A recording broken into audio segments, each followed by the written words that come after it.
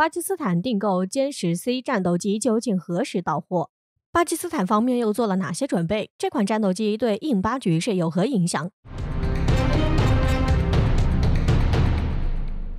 我们都知道，此前中国和巴基斯坦达成了关于歼10C 的合作，并一口气买了中国25架歼10C 战机，以此来增强本国的空军力量，并对印度形成威慑。近日有消息称，中航工业成飞集团对巴基斯坦空军地勤人员进行的歼10C 战斗机弹射座椅和救生设备培训计划已经完成，预计巴基斯坦空军首批歼10C 战斗机将于2月底交付。从这里我们也可以看出，中国对于出口到巴基斯坦的歼10C 十分重视，并想保证最好的质量和体验，从而可以更好地满足巴基斯坦空军的需要。我们都知道，歼10C 作为中国自主研发的第3代改进型超音速多用途战斗机，配装先进航电系统及多型先进机载武器，具备中近距制空和对地面、海面目标精确打击能力，且采用更加先进的主动电扫雷达，采用发射、接收模块组成的天线阵列，不仅能边搜索边跟踪和多目标交战能力得到进一步加强，还可以通过软件无线电技术对信号进行更加灵活多变的合成整形。这样不仅使得抗干扰、反隐身能力进一步加强，还可以使用共用平台，实现探测、电子战、数据链、目标识别一体化。此外，歼10C 具有4方面较大优势，使其成为中国第3代战机之王。第一，歼10C 采用了 KJ-7A 有源相控阵雷达的升级版本，这就使其不但能够看得远，而且能够看得清，还具有一定的发现隐身目标的能力。第二，歼10C 的空中机动能力十分优异，因此具有超越歼11系列的超级机动特性。第三，歼10C 采用的推力更大的 AL31F M1 发动机，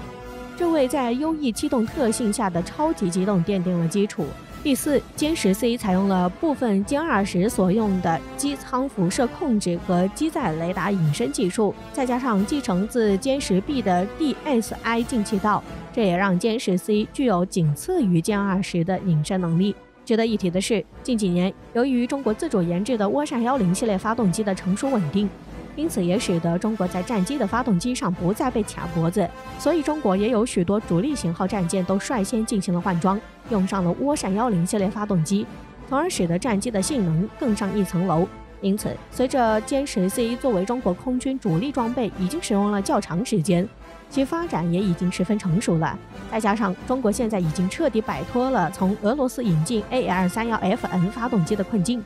所以在歼10C 安装上涡扇10B 发动机后，将很快具备走向国际市场的能力，从而将歼10C 带向国际舞台，能够被更多的国家所喜欢。正是由于歼10C 具有如此高的性能，所以使得歼10C 受到了各方的青睐，也使其一跃成为中国空军的中坚力量。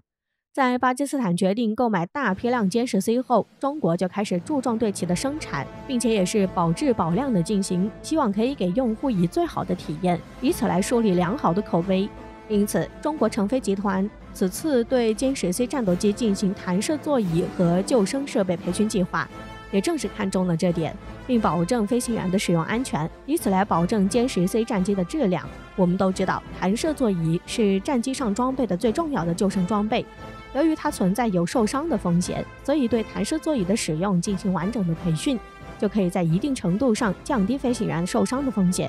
从而使机组人员对弹射系统充满信心。此外，由于弹射座椅是飞机上最复杂的系统之一，是飞行员在飞机严重损坏或发生事故时逃生最后的机会。如果飞行员在弹射前位置不正确，可能会严重受伤甚至死亡。